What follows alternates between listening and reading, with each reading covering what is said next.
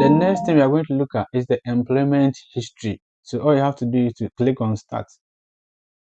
And then we are going to type in our employer's name, employer's address, type of business, the title we report to, the telephone number, and all those that. So I'm going to do them as quickly as possible, and then we can continue.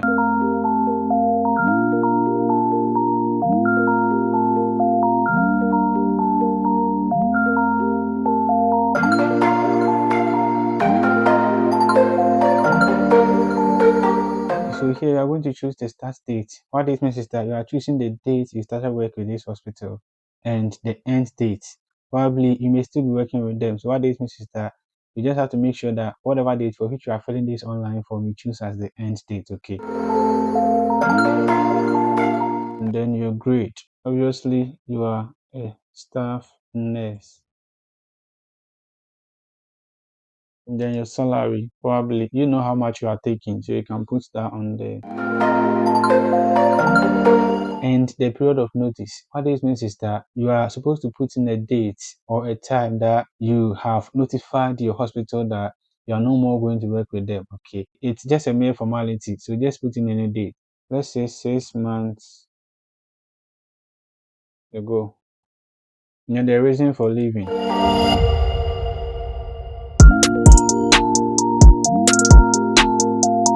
So with the reason for leaving, if applicable, you can decide to write something or not. I mean, it's not really compulsory. So at this session, you're going to write out a brief description of your duties and responsibilities working for this hospital. Okay, so for the sake of this, I'm going to just copy some of the duties nurses perform and then paste them on there. But apparently, you know what duties you perform. Make sure you're keeping all these duties there.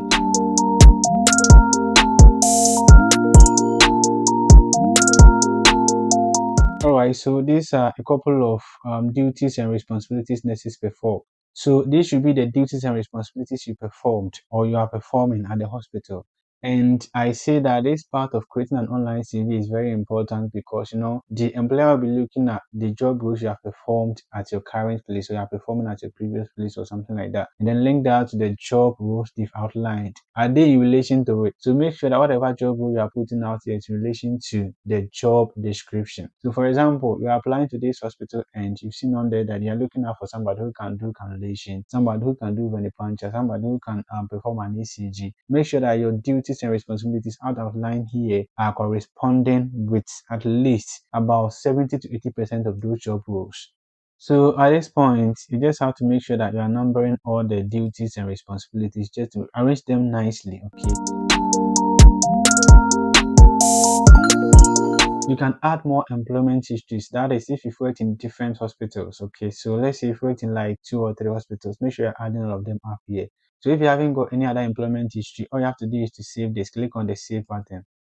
Here, we are going to type in our gaps in employment. What does this mean? So the question you should ask yourself is, was there an instance where you had to break away from your work, probably to stay home for like a month, for 2 months, for 3 months? You have to state the reason. So here, the advice I'll give is that whatever reason you are putting out here should be tangible. It shouldn't be like you stayed home for like 3 months, for 1 year without doing anything in relation to something that would probably give you your next line of job. What I usually advise people to do is that make sure that at least, let's say you stayed home for like 3 months or 6 months, you were looking for a job, state it. State some of the stuff that you had to do to still not let you forget the skills you had in the nursing profession. For some people, they might have completed their national service, okay, haven't gotten a job yet. Within that space, while you were looking for a job, what were some of the stuff you did? Were you undertaking online courses? Were you watching training videos? Were you doing voluntary work? Some of these stuffs are very tangible and they can put you ahead of other applicants. So here I'm going to presume that I have a gap in employment. So you can say